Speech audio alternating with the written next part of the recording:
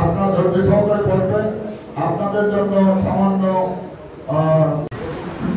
এই ভোটের ভিতরে নির্বাচন চেয়ারম্যান বলেছিল নেতা নির্বাচিত করতে গিয়ে বিভিন্ন রকম গ্রুপিং এর ফলে সাধারণত অনেক জায়গায় হয়েছে, টেকির অনেক সময় বাদ পড়ে যায়।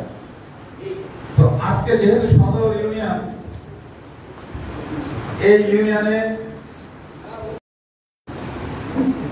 কত কাকে বলে জানেন আপনারা?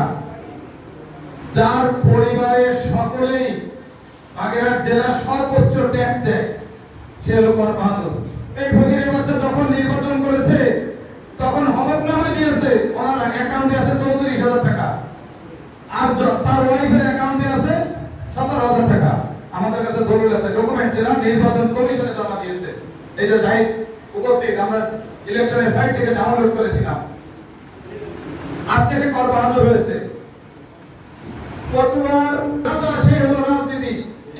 আরে ফকিরের বাচ্চারা যারা আসে ভোগ করার জন্য, এটাকে রাজনীতি বলে না, লুটেরা টাকা দস্যু।